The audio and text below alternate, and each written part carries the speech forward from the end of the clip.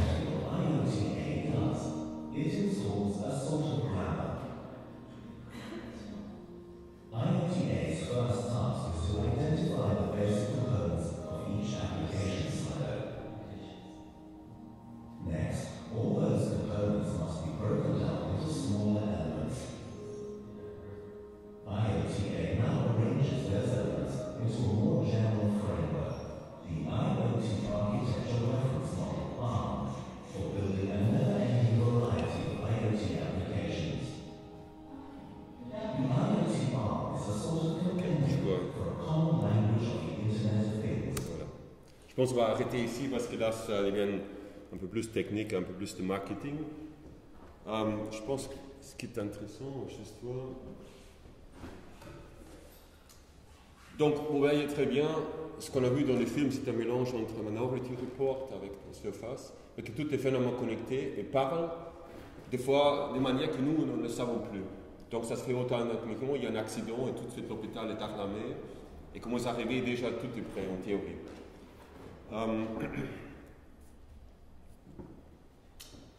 Ça a commencé en effet en fin siècle dernier, qu'en fait il y avait un laboratoire qui travaillait sur les étiquettes connectées.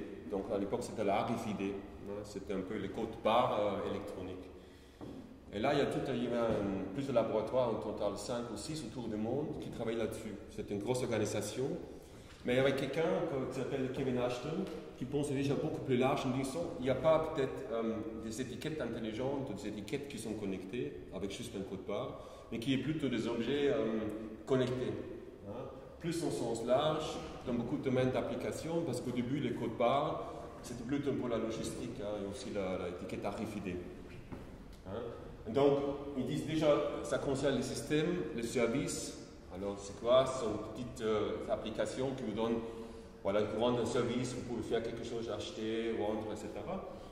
On va arrêter les protocoles dans une application. Voilà. Donc, ça fait à peu près maintenant 17 ans qu'on parle de ça. Une autre histoire, si on va un peu sur l'échelle du temps, justement, en 2000, c'était encore dans la RFID. En 2010, on est plutôt dans les secteurs. Donc vous avez les secteurs de la logistique, vous avez les secteurs du transport, il y a tout ce qui est hôpital, dans les villes, la surveillance. Mais ça reste un point très cloisonné dans ce qu'on appelle en anglais le silo. Donc en fait, on dit souvent c'est vertical, il n'y a pas de transversalité. Après, ce qu'on voit aujourd'hui, on est beaucoup plus dans la localisation et dans la connectivité. Vous avez tous un smartphone. Voilà, sur beaucoup d'applications, automatiquement, on sait où le trouver. On peut se connecter, on peut trouver d'autres personnes. Et bien sûr, aussi, on peut faire ça avec des objets. Alors, un objet, ça peut être quoi? Ça peut être voilà, un smartphone, ça peut être un bracelet, ça peut être, je sais pas, un thermostat, tout ce que vous voulez, qui finalement, grâce à une petite puce et à une connexion Wi-Fi ou un câble Ethernet, peut être connecté avec l'Internet ou avec un réseau plus large. Et donc, bien sûr, si on va plus loin en 2020, on passe peut-être ce qu'on appelle aujourd'hui vers un monde hyper connecté. C'est-à-dire, ce qu'on a vu dans la vidéo, tout est connecté et réagit, peut-être des fois trop rapide, en temps réel, avec beaucoup d'applications qui ne sont pas ici d'un seul domaine. Donc, par exemple, imaginez-vous, vous avez la grand-mère à la maison, peut-être un peu plus âgée, et un détecteur qui va surveiller qu'il bouge. S'il y a peut-être un problème, ce détecteur va alarmer un médecin. Mais ça peut aussi être un détecteur d'un système d'alarme contre les vols et justement d'autres choses. Et aujourd'hui, on est encore un peu dans cette idée qui est plusieurs capteurs, plusieurs actionneurs et que ce ne soit pas assez intégré. Voilà. Alors, une définition. L'Internet des objets, ça nous prépare pour une future société hyper connectée.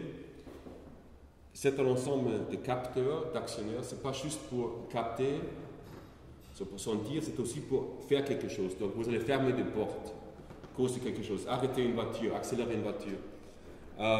Des objets qui viennent intelligents, qui vont trouver des décisions, qui vont dire ok, moi il faut fermer la porte. C'est pas vous, c'est l'objet qui a décidé, grâce à ces informations, d'actionner ça.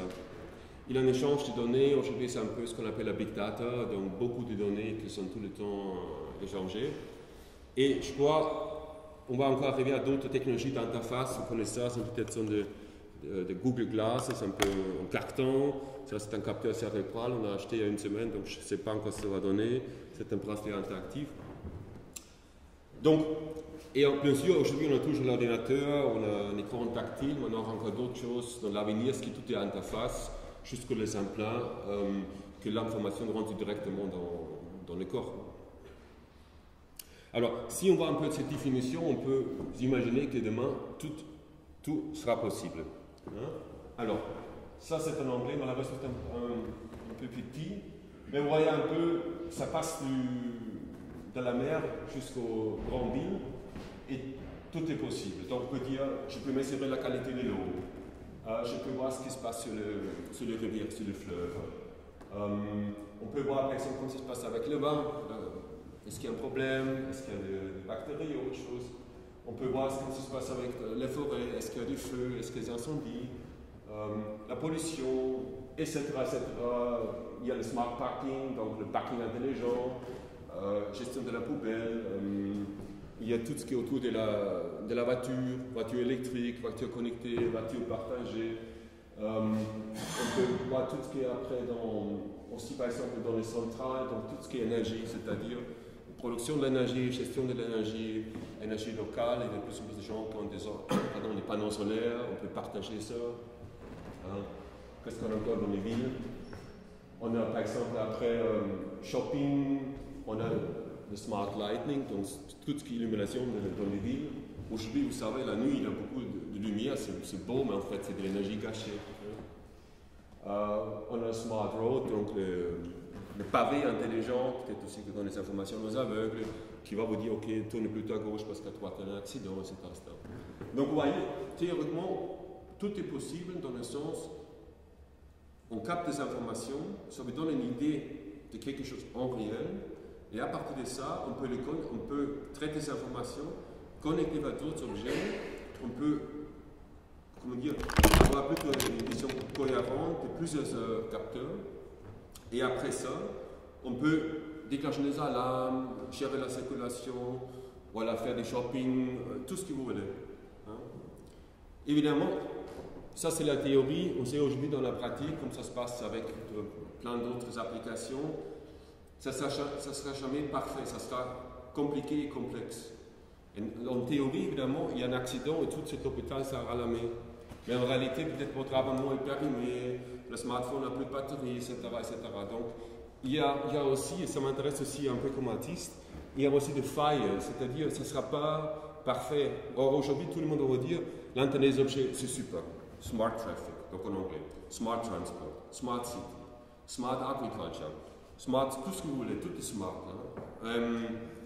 Et je pense, ce qui est important pour nous, même aussi pour vous, c'est voir comment est-ce qu'on peut dessiner cet avenir, comment je peux les construire. Ou c'est ici plutôt dans l'urbanisme et dans l'architecture. Qu'est-ce que ça veut dire demain, les bâtiments intelligents, les gens comment y vivre? Est-ce que les bâtiments seront comme une prison? Parce que c'est tellement intelligent que le pauvre type dedans, il ne sera plus quoi faire. Parce que les bâtiments, il dit oui, les bâtiments peut-être s'imposer sur la personne. Est-ce qu'on veut ça? Pareil dans l'urbanisme. Si tout est contrôlé, on ne peut pas se carrer comme ça parce que tout de suite il y a une amende. Parce que tout de suite ça sera capté que votre voiture se trouve sur un emplacement qui n'est pas prévu pour ça, ou peut-être vous reste 5 minutes de plus, vous serez tout de suite débité. Est-ce qu'on veut ça? Donc je crois aujourd'hui ce qui est important de l'Internet des objets, c'est de dire c'est à nous de faire créer ça. Ce n'est pas à Cisco, Google, Apple, etc. C'est à vous de le faire. Et je crois qu'il y a une chance de développer ça d'une manière à côté des grands. Parce que c'est tellement riche, tellement vaste, on peut faire un truc immense, même si Google est déjà plus qu'à côté, mais on peut créer ici un truc local et ça fonctionne aussi bien qu'une application globale qu'on peut utiliser en Chine et ailleurs. Alors, là j'ai quelques idées, peut-être un peu parcourir ce qui peut, on veut dire, l'Internet des objets, quelques aspects. Parce que la définition, elle ne parle pas forcément des objets connectés, des réseaux mondiaux, locaux. Alors, pour vous, peut-être la ville intelligente. Donc ça, c'est maintenant un grand password, surtout aussi en Chine, il y a beaucoup de pollution. On voit là-bas, il y a des conférences sur la ville verte, mais tout écrit en Chine. Mais je pense que dans 10-20 ans, ça sera différent. Hein? Alors, qu'est-ce que ça veut dire une ville intelligente? Bien sûr, ce n'est pas que la technologie. Là, il y a des idées que tout est vert, il y a des surfaces avec des plantes, il y a une autre façon de gérer les CO2, etc., etc. Mais encore une fois, la ville intelligente, c'est un concept qui vient en fait par les sociétés technologiques. Ça vient de, je crois que c'était IBM qui parle aussi de Smart Planet, donc il y a une planète intelligente. Ça veut dire quoi? Ça veut dire qu'ils font encore plus de sous? Non. ville intelligente, ça veut dire qu'il y a, je crois, un nouveau mélange entre ce qui est le pouvoir public et ce qui est le pouvoir privé, ou l'intérêt privé, la compétence des citoyens de gérer ça, plus évidemment construire par exemple les bâtiments comme tels. Donc aujourd'hui, ce que fait le bâtiment, c'est quoi? C'est un peu d'acier, il y a beaucoup de verre. Hein. Alors là, c'est tout à fait un autre bâtiment. Est-ce qu'on va revenir vers le bois? Est-ce qu'on va plus avoir des plantes, mais bien sûr peut-être plus de bactéries, etc. Donc, à faire. Est-ce que ça marche? Voilà. Alors, autre chose. L'Internet des objets, ce sont des objets. Hein? Donc, ça peut être un objet. Hein? On peut avoir une voiture, c'est un peu trop grand, mais justement, ça peut être une horloge, un réveil. Alors, ce qu'on peut faire, on peut dire pourquoi aujourd'hui avoir une renaissance du design d'objets. Imaginez-vous un truc comme chez Ikea, où c'est connecté avec l'Internet des objets de manière du style Ikea. Donc, c'est très simple, ça fonctionnera tout de suite, et tout le monde va peut-être adorer. Donc, ce que je vois aujourd'hui, c'est vraiment, il y a une renaissance de la qualité de l'objet, au contraire qu'on passe à un monde virtuel. Je pense que c'est la beauté de l'Internet des objets, il y a toujours une partie réelle. Et il faut aussi, à mon avis, explorer cette partie réelle, et ça peut être un bâtiment, ça peut être ce qu'on fait dans les rues, mais ça peut aussi être l'objet. Hein, donc, je crois qu'on peut vraiment faire des chouettes trucs comme ça, et cet objet sera connecté, et je dirais plus ou moins intelligent. Ou peut-être plus adapté. Et ces objets, plus tard, ça sera un peu nos amis, nos compagnons dans la vie, parce qu'on a tellement d'objets comme on a déjà, mais ils seront un peu plus malins, donc effectivement, ça fera partie de notre existence. Voilà. L'impression 3D, ça je vois aussi, parce que ça fait un peu référence à ce que j'ai dit juste avant, par rapport à l'objet. Mais là, il y a aussi un élément de la démocratisation. Hein? Donc aujourd'hui, tout le monde peut créer des objets. Après, on peut les connecter. Donc on peut faire un mélange. On peut développer un kit, donc un ensemble des choses pour un bricolage style do-it-yourself. Et ça peut se faire partout et tout de suite. Et je pense surtout pour les gens un peu plus jeunes, ou même pour les enfants, c'est fantastique de jouer avec. Et c'est beaucoup mieux que juste avoir peut-être un iPad, un iPhone et faire tout le temps de jeux vidéo. Hein. Parce que là, il faut quand même créer dans 3 dimensions. Alors, aussi les côtés ludiques, ça c'est un kit de Telefonica. Donc finalement, ce qu'on peut faire, on achète un peu des capteurs. Il y a quelque part une carte SIM, c'est un peu le style aujourd'hui, hein, la 3G, la 4G. Et on fait des modules. Des modules, on peut créer à la maison un truc qui va surveiller peut-être la température, un peu la lumière, après on peut connecter. Ça, c'est pas très sophistiqué, mais ça fonctionne. Hein. C'est un peu comme ces genres de capteurs. On le prend, on les connecte, et ça fonctionne rapidement, une petite application, et on s'amuse. Donc je crois quand même, il y a tout à fait un côté ludique. C'est pas que ce soit technologique ou froid, on peut s'amuser. Et encore une fois, ça aussi on peut investir dans le dessin des objets. Donc on peut vraiment avoir une nouvelle culture, ce qui est dans le monde physique et réel. Autre chose, animaux connectés. On est dans des sociétés qui ont de plus en plus de personnes âgées. C'est un grand problème au Japon. Ça commence en Chine, c'est ici dans le monde, en Europe. Ça existe un peu moins aux États-Unis, mais c'est surtout en Europe. Voilà. Alors si on voit les personnes, on ne peut pas mettre tout à l'hôpital. Souvent, eux, ils ont des compagnons qui sont des animaux. Alors on peut dire, ils sont quelque part connectés parce que peut-être ils veulent savoir ce qu'ils font leurs animaux, d'où est-ce qu'on peut les retrouver, est-ce qu'ils vont bien, est-ce qu'ils puissent, il n'y a pas de bactéries ou autre chose. Mais aussi avec ça, si les personnes sont déjà âgées, les animaux peuvent aider aux personnes. Parce que par exemple, on sait où se trouvent les monstres, peut-être la personne. Ou à la limite, même l'animal un peu alarmé, le médecin, pourquoi pas, ou juste quelqu'un de la famille. Et en fait, souvent, on oublie que les animaux aujourd'hui, à côté des êtres humains, sont des êtres les plus importants. Les gens qui ont plutôt peut-être des chiens que des enfants, ils les traitent comme des enfants. Mais je veux dire, il est dans une société où les animaux, on oublie souvent, mais ils sont là, ils sont aussi quelque part connectés. Il y a tout, si vous tapez animaux connectés ou connected animals, il y a tout un site, il y a des kits, donc c'est tout à fait un autre univers. Alors, si maintenant par exemple on parle de votre travail, l'architecture, l'urbanisme, qu'est-ce que ça veut dire aussi dans les rues, peut-être des animaux connectés? Ou par exemple, vous avez une voiture super connectée et l'animal n'est pas connecté. Alors comment est-ce que la voiture peut interagir avec l'animal? Parce que l'animal va dire attention, je suis là, faites attention. Donc je crois que ce genre d'éléments, il faut peut-être pas le plus oublier. Alors, autre chose, malheureusement c'est en anglais, l'agriculture intelligente. Alors, ça c'est vraiment la grande tendance, c'est mettre en fait une culture, une logique industrielle dans l'agriculture. Et c'est à la fois génial, mais c'est aussi effrayant. Hein? Parce qu'il y a quelques exemples dans Texting House, donc la vache qui va envoyer des textos, mais peut-être même aussi aux clients. Voilà, je suis ta vache, aujourd'hui je vais très bien, vous reçoit un SMS, je suis bien. Pourquoi pas? Parce qu'après on va acheter cette vache. Donc il y a des tracteurs qui sont presque comme des petits centres d'ordinateurs. Ils sont clean, il y a tout un écran, il y a des actionneurs, des joysticks en anglais.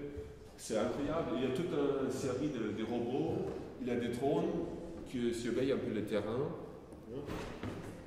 Et après, il y a beaucoup de données sur tout ce qui concerne une ferme, qu'est-ce qu'on peut faire avec. Juste pour vous dire qu'il est maintenant des disciplines, on est vraiment dedans pour appliquer et tout connecter. Voilà. Je crois que si on veut tout connecter, je pense souvent aux interfaces.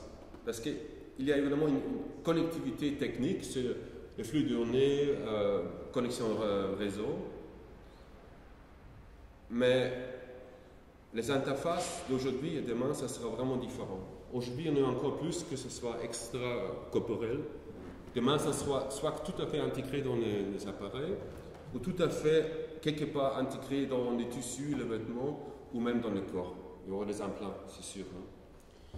Il y a des robots qui vont parcourir les veines, les artères. Je crois aujourd'hui, donc, mis à part quelques chercheurs ou pour les personnes avec des problèmes médicaux, je dirais un peu des artistes, on est encore hors corps. Mais ça commence maintenant qu'il y a des artistes qui vont s'implanter une petite puce à RFID et autre chose. Donc on commence à travailler là-dessus. Comment, je pense, se connecter d'abord avec les objets et avec d'autres êtres humains.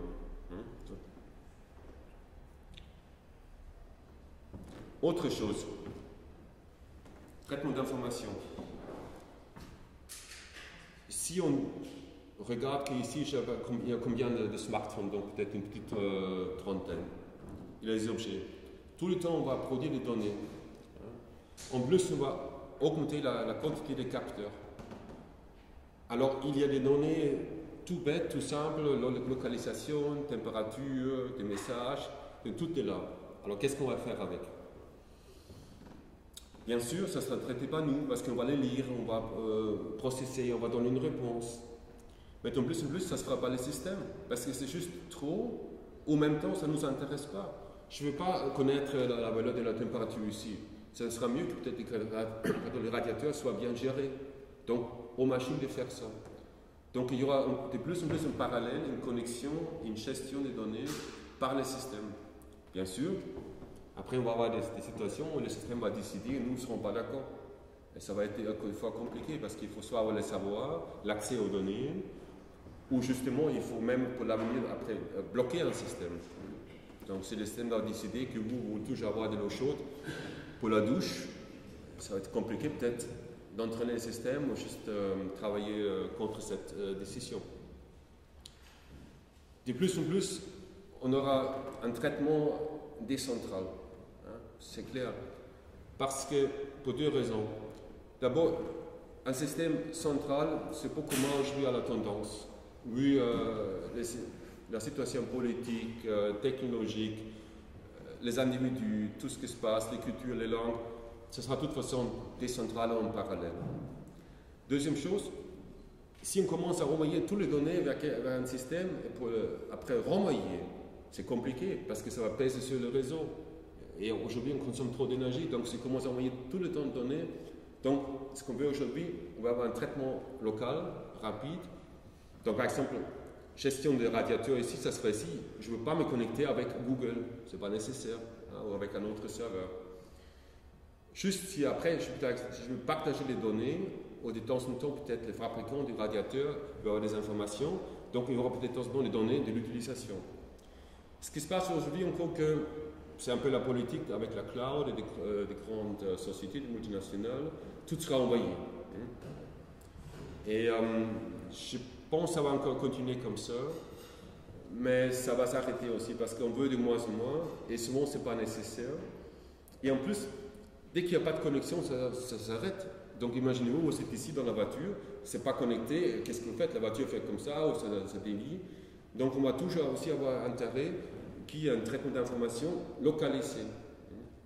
Et c'est pareil, si on pense de nouveau à l'architecture, au bâtiment, on veut que ce soit, en plus pour la privacité, que ce soit chez vous. Ce n'est pas la question que ça se connecte tout le temps avec un serveur Google ou d'autres. Voilà, qu'est-ce qu'on a encore? Voilà. Si on pense l'affaire un peu plus loin, on arrive à des systèmes semi-autonomes, voire à l'intelligence artificielle. Ce n'est pas nouveau, mais je crois que ça commence à naître pour deux raisons.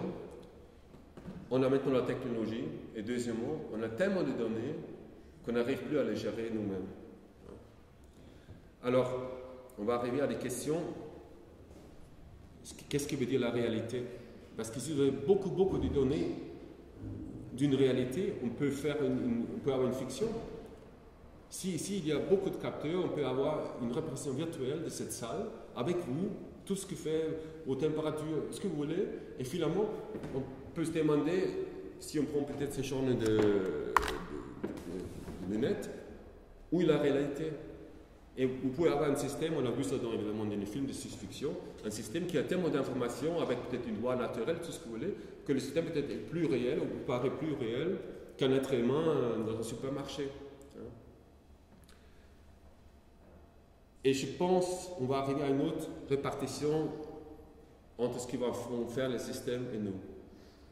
Et ça va à la fois nous rendre un peu plus, des fois peut-être un peu plus, je ne dirais pas bête, mais un peu moins agile dans la pensée. Mais ça va aussi nous donner d'autres possibilités. Parce qu'on va s'occuper avec gérer mieux la planète, quitter la planète, faire autre chose. Mais ce qui est clair, la question c'est d'abord qu'est-ce que l'intelligence et quelle est peut-être encore la partie qui doit vraiment être dans, je dirais, avec les êtres humains et quelle est la partie qu'on donne aux machines.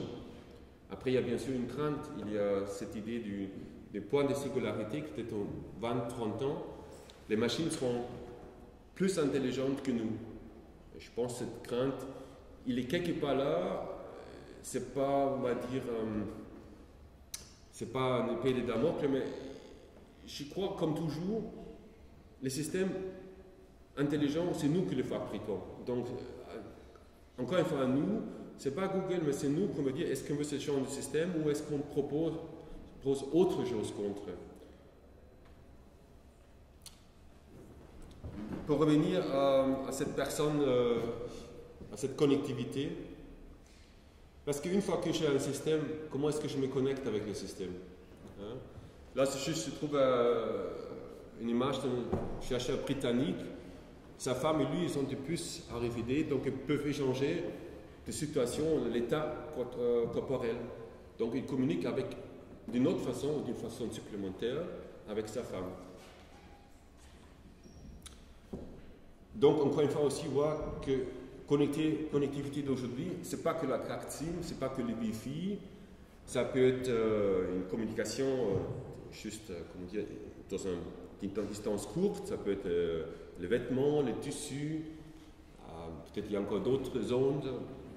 Donc aussi voir que la connectivité, c'est aussi une question comment je connecte avec d'autres êtres humains, d'autres systèmes, les animaux, etc. Voilà.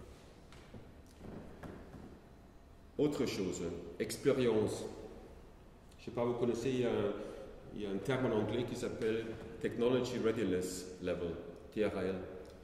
Donc, ce qu'on veut dire, est-ce que les technologies sont juste maintenant prêtes pour le laboratoire ou est-ce qu'il y a déjà une autre évolution? Est-ce qu'ils sont prêts pour les marchés et est-ce qu'ils sont sûrs et safe qu'on peut les vendre à grande échelle? Je prends ce concept du niveau de maturité parce que ce n'est pas que la technologie, c'est aussi le marché, mais c'est aussi l'expérience. Alors, pour vous, qu'est-ce que vous allez peut-être faire construire dans l'urbanisme les bâtiments? Quelle sera l'expérience pour demain?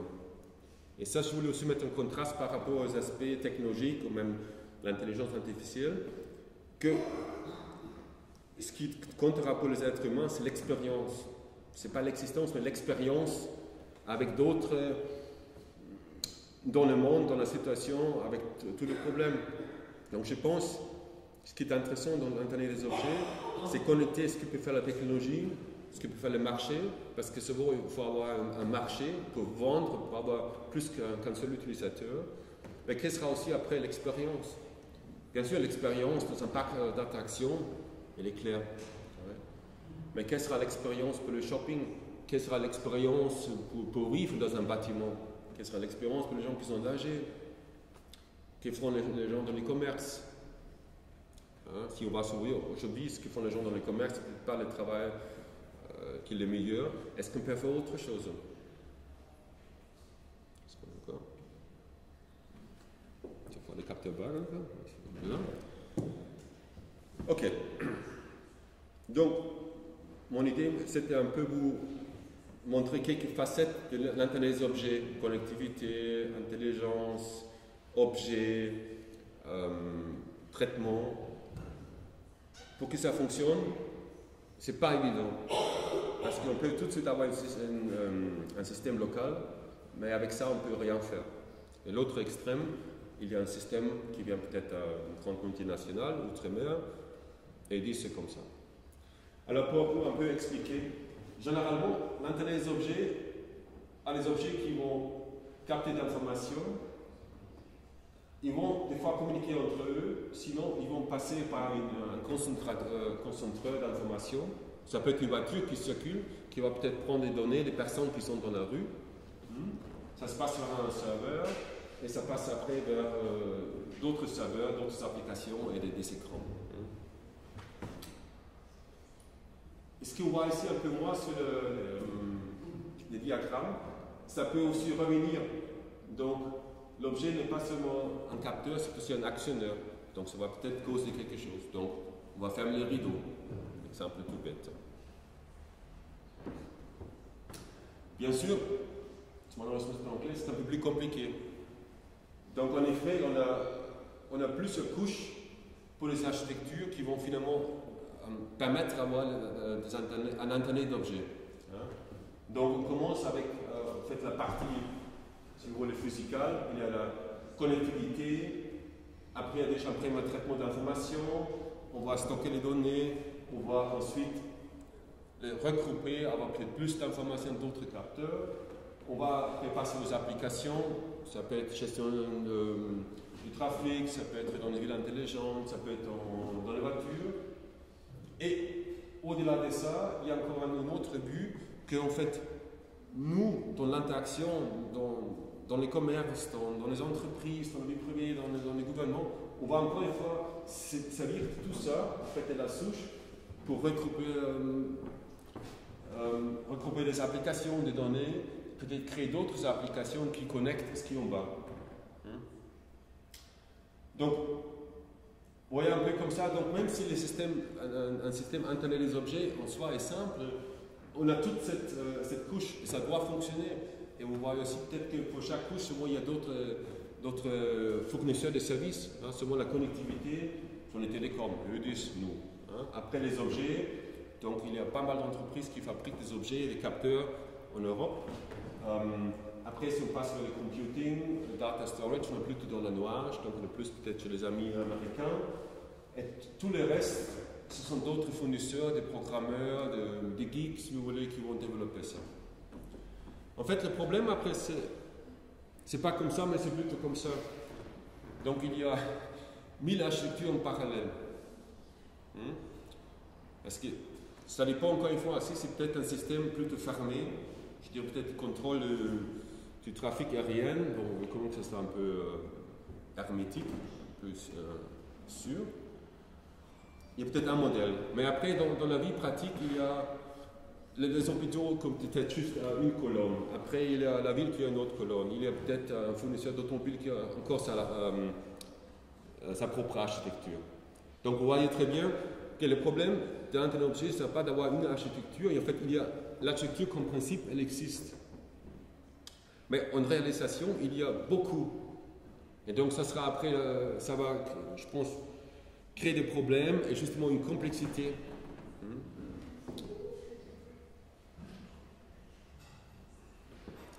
Donc, pour un peu faire un petit résumé,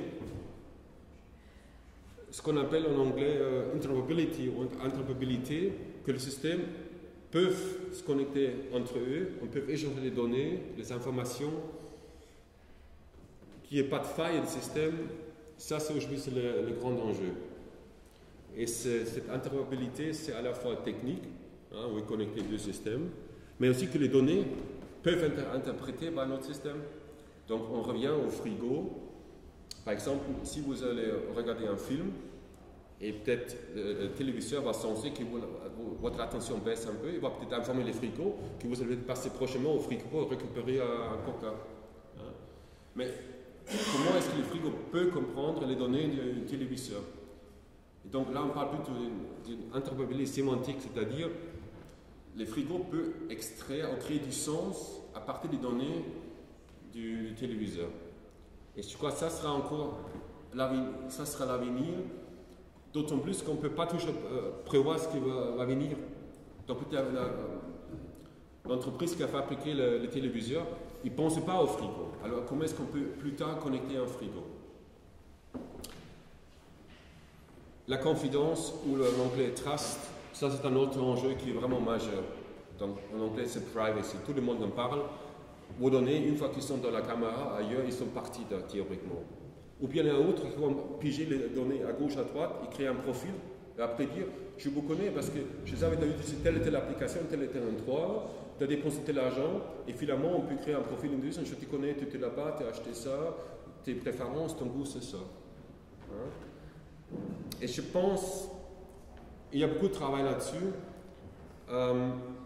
On va peut-être après aussi payer pour ça. Donc, si vous voulez avoir l'Internet des objets, ou des objets qui sont plutôt sûrs, ou qui sont plutôt privés, ou c'est un peu moins connecté, on va payer pour ça. Donc, on va avoir aujourd'hui, c'est le soleil, peut-être demain, ça sera une zone où il y a un peu moins de connectivité. Ou bien, bien sûr, aujourd'hui, on est en plus dans une culture, on partage, on est moins concerné, on peut dire, voilà, tu as mes données, mes photos, si on voit un peu la culture sur Facebook, ça j'aime pas, ça sera parler avec les données, ça serait peut-être même cool de dire, tu vois la température de mon corps, tu peux l'avoir, je partage. Mais il y a quand même, il y a une méfiance, et je pense que c'est vrai, parce qu'aujourd'hui on est tellement dans une culture du marché, qu'on essaie chaque fois d'avoir quelque chose pour vendre. Et donc on va s'intéresser à avoir d'autres données, justement pour créer des services, et finalement vendre des produits ou d'autres services. Alors, ce qui est aussi important, là on parle de l'Internet des objets, mais ça ne se fait pas seul. Donc il faut avoir ce qu'on appelle en anglais écosystème. Il faut avoir des partenaires, petits, grands. Et ce n'est pas que les grands vont bouffer les petits, mais il y a une espèce de coexistence. Et ceux, ils vont créer après tous les éléments nécessaires pour un Internet des objets.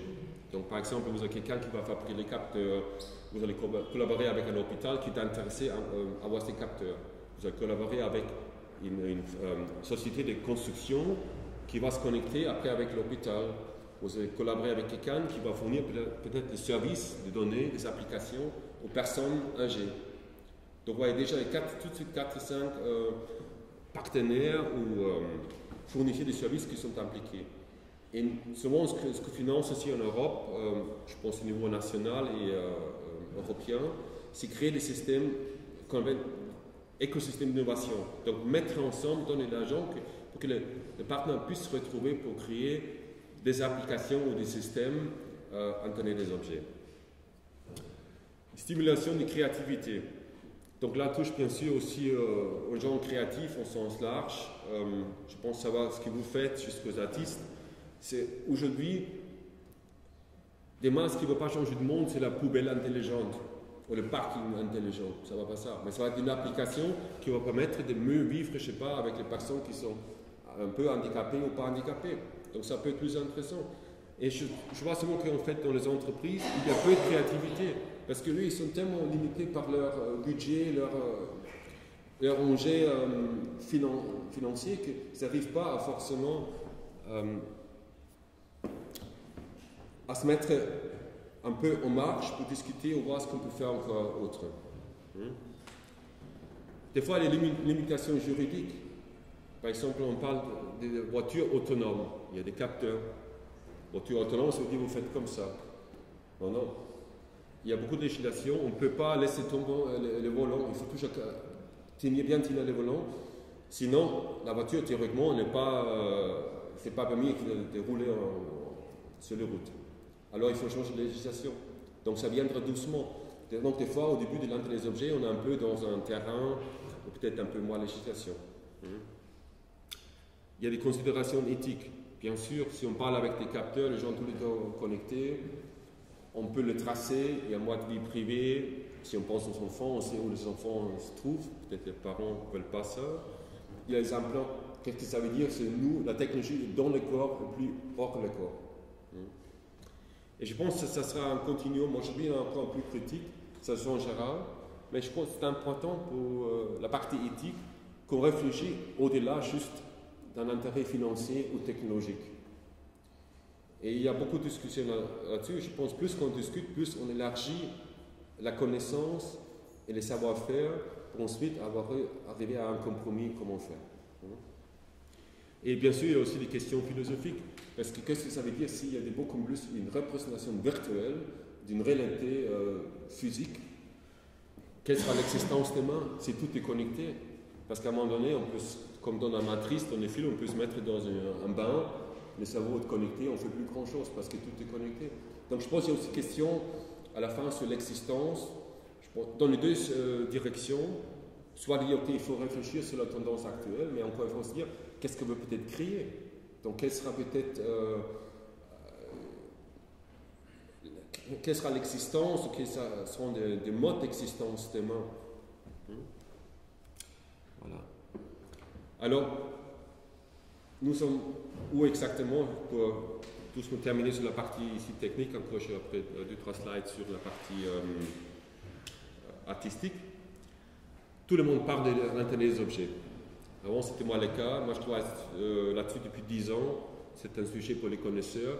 Aujourd'hui, c'est un sujet qui intéresse tout le monde.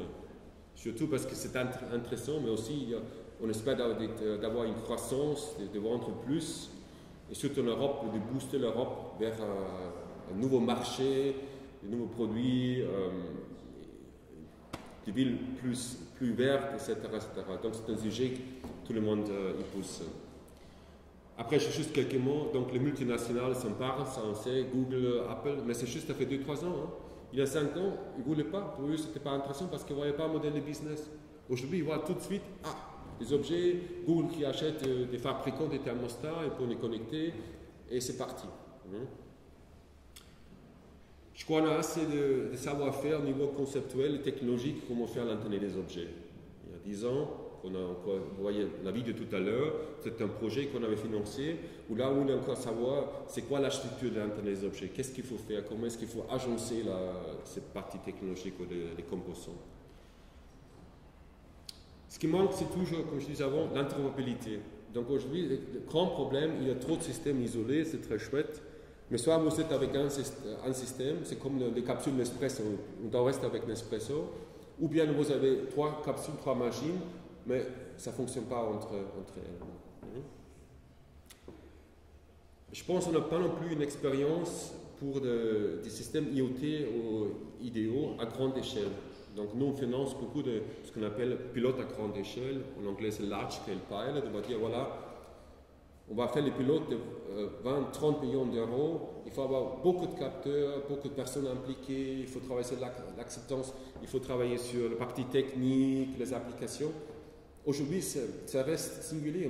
Même ce qu'ils font peut-être Cisco et IBM, souvent ça se limite sur les applications et les serveurs. Et je crois qu'il y a encore une recherche nécessaire sur les interfaces, les capteurs, ce qu'on peut faire, interopérabilité. On parle de la cloud. La cloud aujourd'hui, c'est un autre principe. On va stocker tout dans le nuage. Mais ce n'est pas forcément connecté avec l'IoT. On travaille sur la 5G, donc la 3G, la 4G, on travaille sur la 5G. Donc ça sera connecté, rapide, permanente, qui va alterner entre le Wi-Fi et la carte SIM s'il existera encore. Ok. Maintenant, pour voir un peu la partie vidéo, Internet des objets et les arts. J'ai un peu réfléchi là-dessus. Parce que je pense que c'est intéressant de comprendre l'Internet des objets pas juste comme une technologie, pas juste comme une matière, mais aussi voir qu'est-ce que ça va donner par rapport aux œuvres d'art, ou justement, si on comprend l'art comme une réflexion critique, ou je veux dire sensible sur l'actualité, qu'est-ce qu'on peut faire? Je pense l'art ou un artiste peut travailler comme catalyseur, peut se voir pour l'innovation. Donc un artiste, comme je disais avant, il était créatif pour justement prendre des nouvelles technologies, ces nouveaux concepts, et les transformer vers autre chose. La deuxième chose, je crois qu'on peut aussi utiliser l'idéo pour avoir un engagement social. Et la troisième chose, on peut avoir une position critique. Est-ce que nous voulons une société hyper connectée? Peut-être qu'il faut être critique là-dessus. Il faut montrer un peu le danger. Il ne faut pas dire que c'est la fin, ce qu'il faut aller là-bas. C'est peut-être pas le meilleur objectif.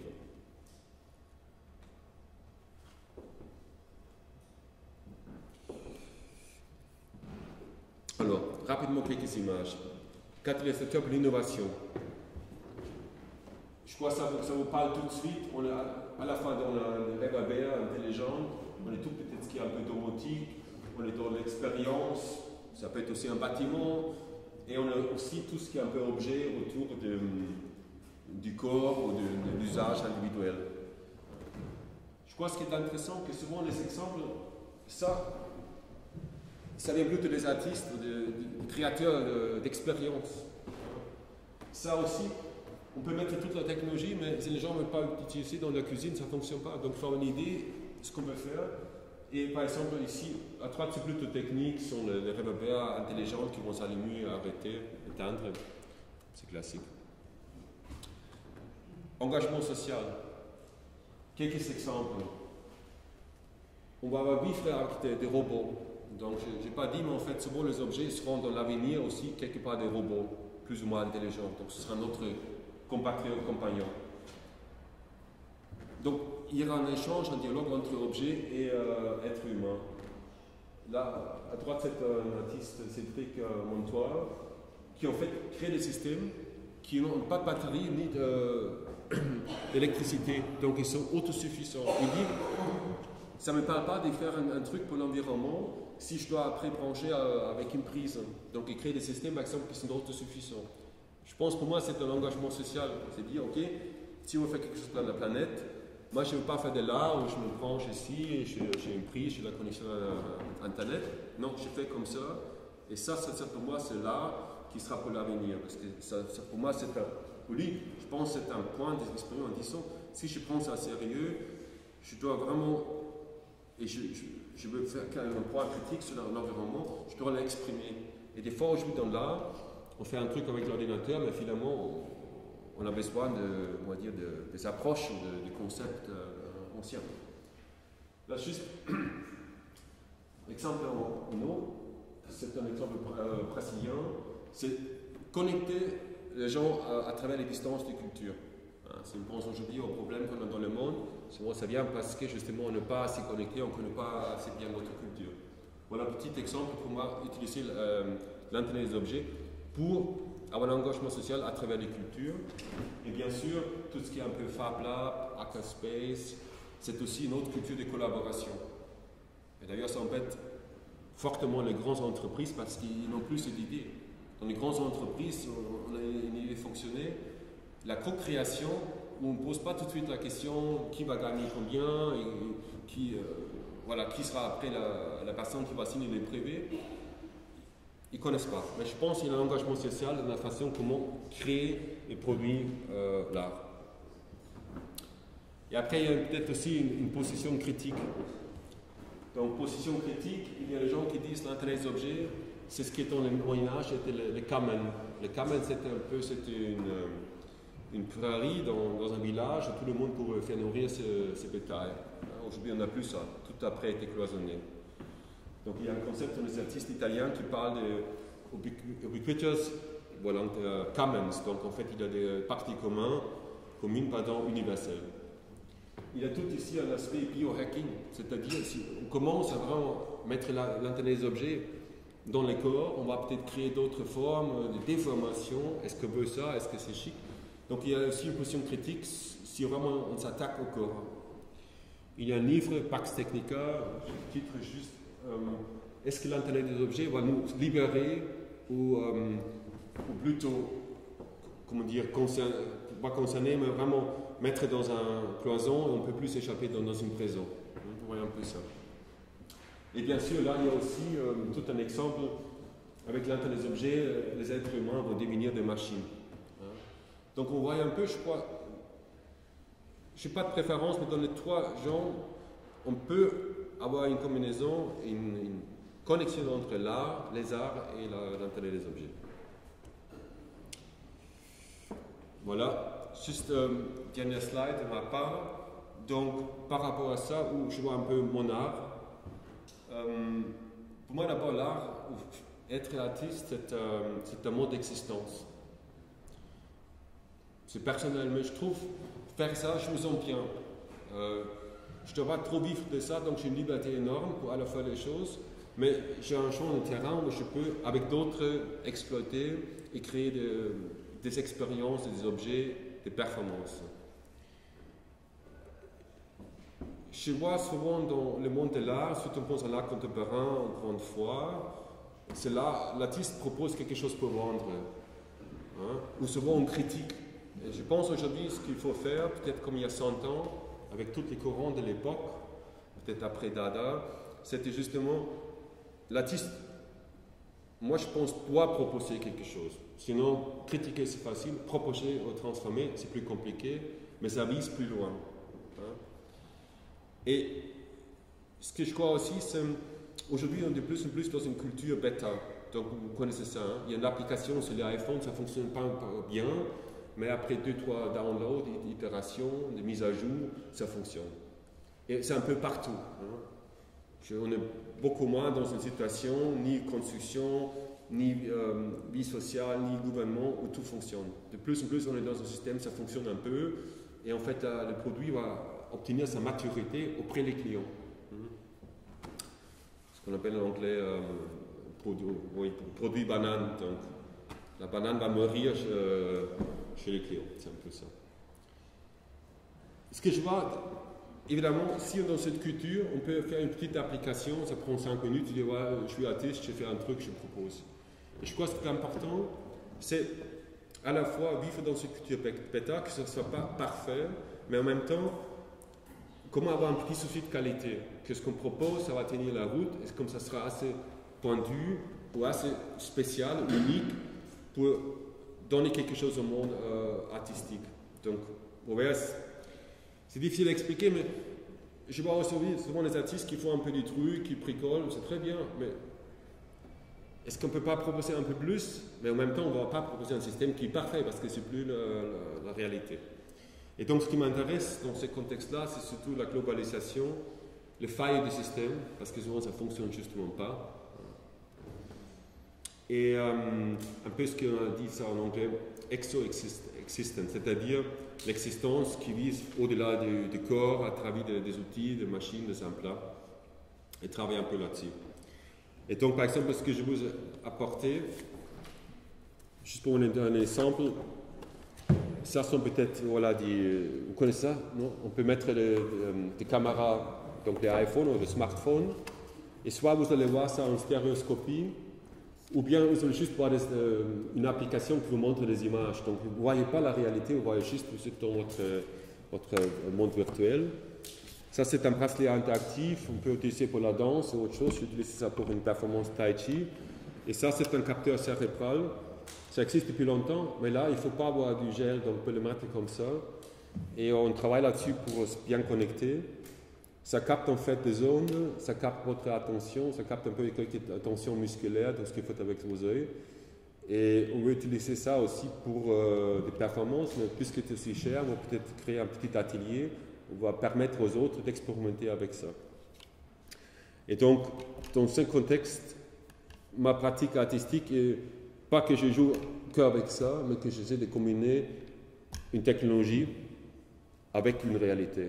Et par exemple, comme de temps en temps je voyage en Asie, j'avais utilisé le bracelet pour faire une petite démonstration tai chi, mais en fait, ce bracelet après va déformer une vidéo de l'armée chinoise.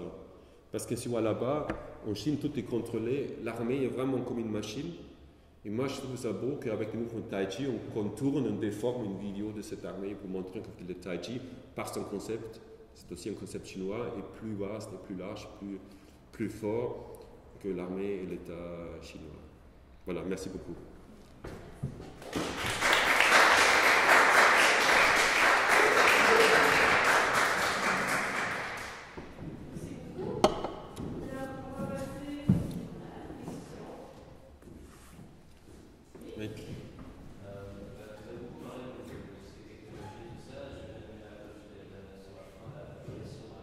Oui. Mais je veux savoir si vous n'avez pas une crainte au niveau du social, par exemple, où on voit déjà actuellement avec les smartphones et les ordinateurs qu'on perd complètement le contact entre les personnes. Est-ce que justement, avec l'arrivée de toutes ces technologies, vous avez l'impression qu'on va le perdre définitivement? Ouais. Mais je pense que la crainte, elle est réelle, elle est là.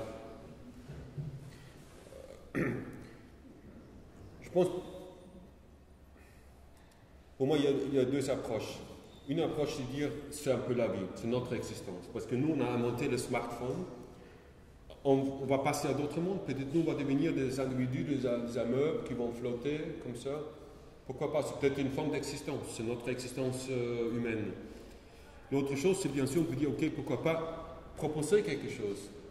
Et par exemple, cette idée qu'on collabore, au moins, même si tout le monde a un smartphone, il y a des jeux ou des applications connectées, pourquoi pas proposer un truc que justement permettre aux artistes, aux créateurs de se mettre ensemble. Je vois souvent les centres de co-création. Tout le monde peut aujourd'hui créer avec son ordinateur, mais c'est plus cool. Je suis avec un autre qui m'a tout de suite expliqué comment ça fonctionne. Et comme ça, j'ai besoin et je donne quelque chose. Je pense qu'il faut pousser plutôt vers ça pour éviter une exclusion et une isolation sociale. C'est vrai.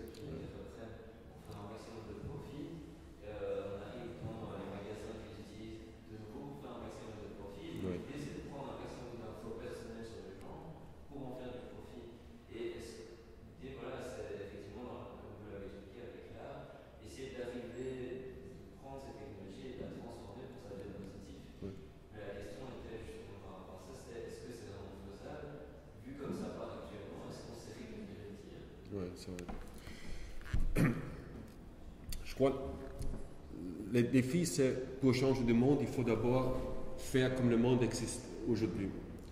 Donc, les artistes du XXe siècle vivent souvent des galeries.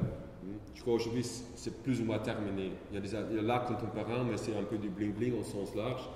Beaucoup des étudiants qui font une école d'art, à la fin, ils se retrouvent sur le marché, mais c'est presque impossible. Alors, on peut dire, comme artiste, je vais développer peut-être un produit qui justement va permettre ça, qui va à côté des grandes boîtes. Ça peut être une application qui connecte les gens. et je veux vendre ça, je veux peut-être faire du fric, mais avec ce fric, je veux réinvestir, je veux donner ça peut-être aux gens en Inde, ou même les gens ici dans la rue, ou aux réfugiés qui arrivent.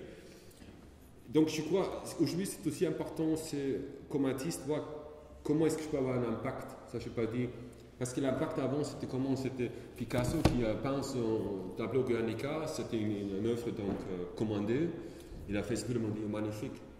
Mais il n'a pas posé la question comment est-ce que je peux avoir un impact. Ça veut dire ça se voit un peu dans les tableaux, je pense.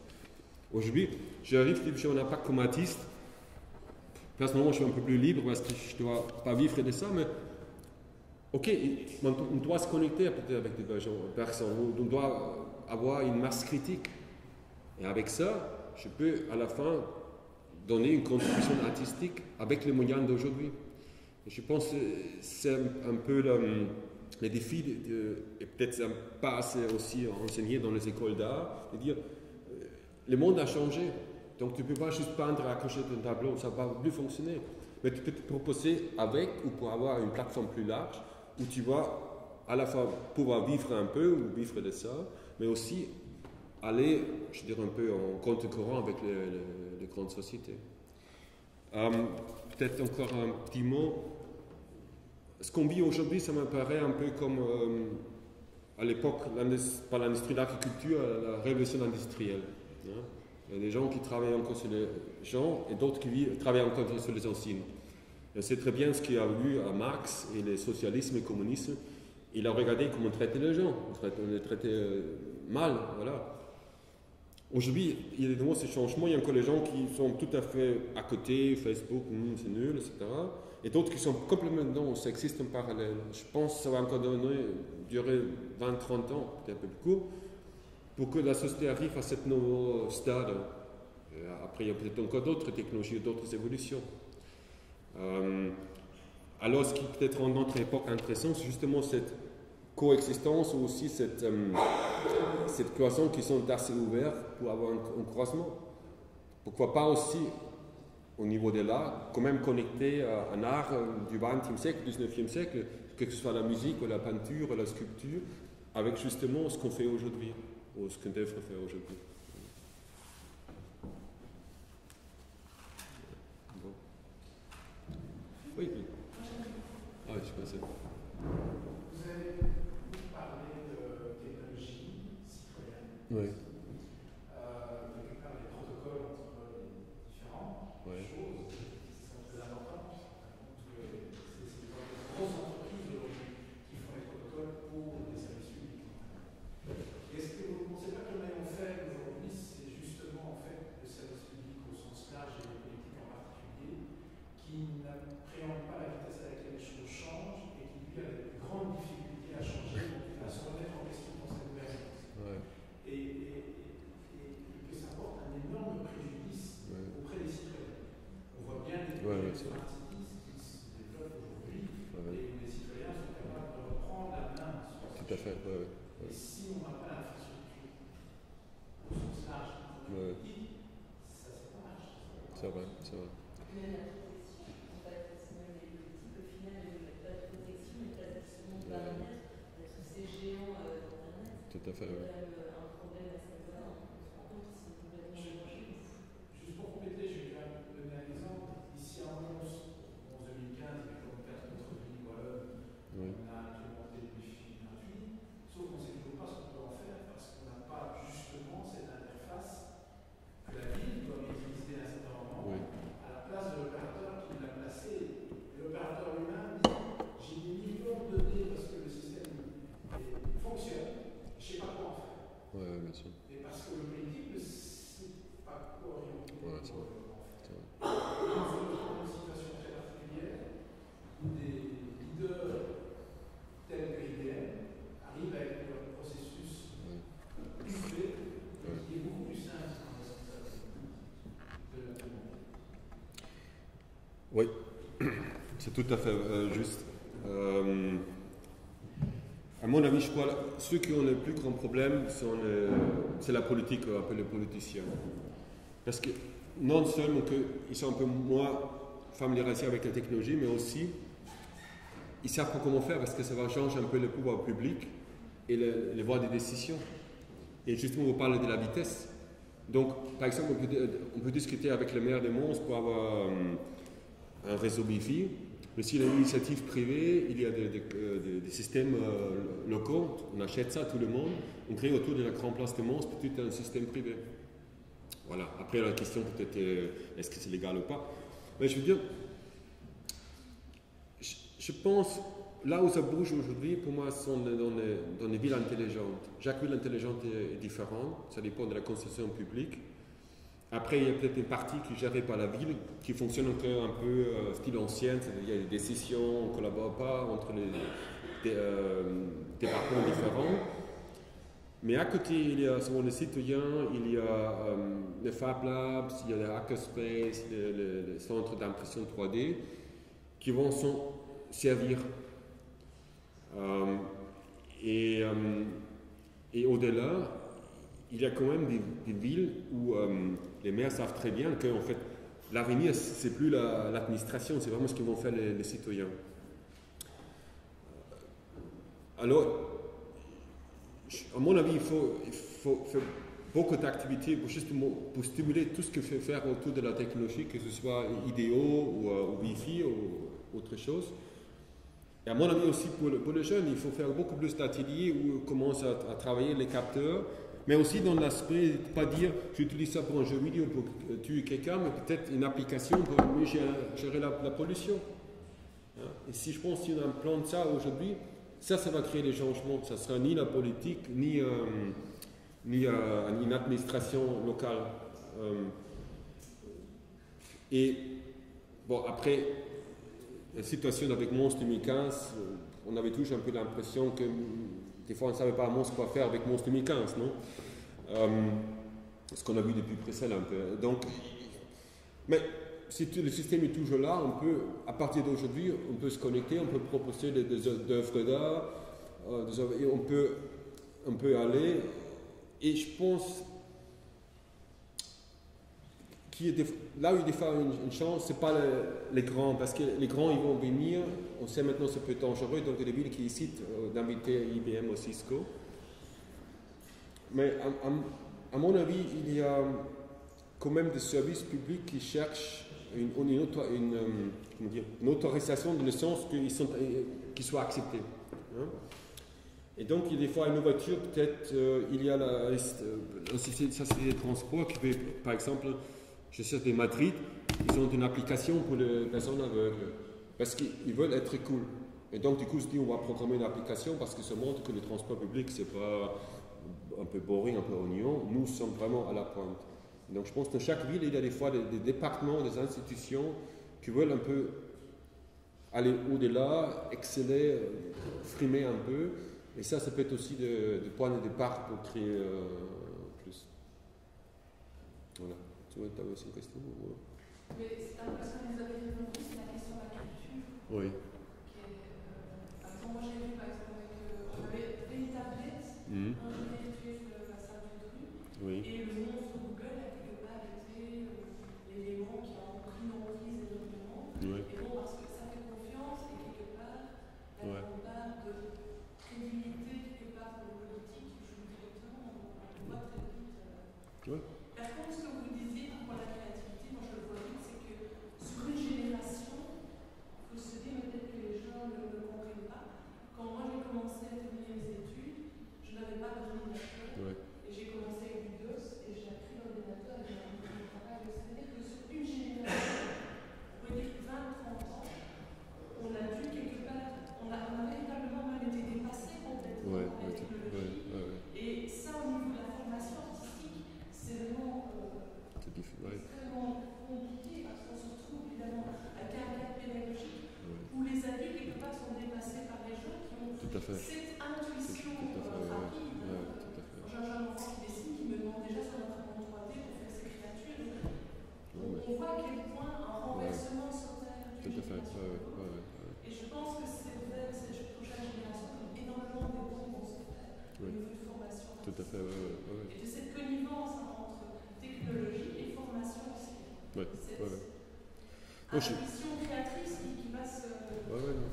Moi, je pense qu'il faut tout commencer. et offrir les pistes. Et peut-être aussi accepter qu'on soit comme un peu plus adulte, qu'on soit dépassé.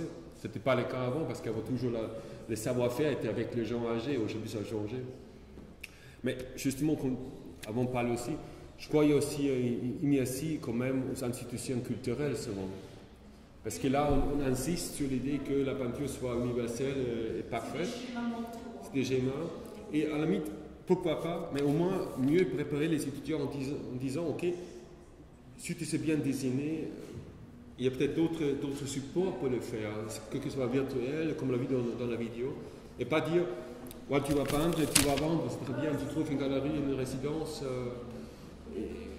Et donc, je vois aussi en fait, aussi dans la culture, parce qu'il y a aussi des structures de pouvoir, des fois, il n'y a pas assez d'acceptation pour passer ailleurs ou permettre aux gens de faire ça. Mais ce qui est génial, c'est votre façon de proposer cette question d'exploration, d'expérimentation à tout échelle. Ouais. Cette manifestation, la tendance dans le cadre de la médiatisation de l'Internet des objets, Oui. c'est que c'est une notion que tout l'environnement va devenir l'Internet connecté. Ouais. Donner la chance à partir d'une vision extrêmement appliquée dans un domaine bien précis, tout à fait, et dans lequel on est dans une exploration cognitive, dans laquelle on va faire maîtriser un laps d'éléments, mais qui est une manière, à mon avis, plus intéressante de construction, plus... C'est pareil, si je pense juste, j'ai changé d'appartement il y a 2 ans, et je pense d'avoir peut-être un appartement intelligent, donc en anglais c'était peut-être un iHome, comme un iWatch, un iHome. Mais n'existe pas. Il faut être spécialiste pour avoir l'Internet des objets à la maison. Alors ce qu'on peut dire, demain je vais construire pour quelqu'un un appartement parfait, intelligent, et la personne va être dedans comme une marionnette. Mais je dis, ok, c'est très simple, là tu as un appartement, tu as des éléments, il y a une petite application, faites un appartement.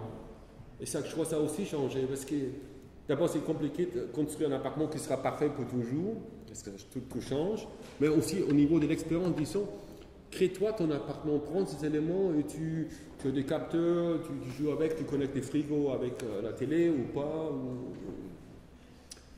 Donc je pense aussi,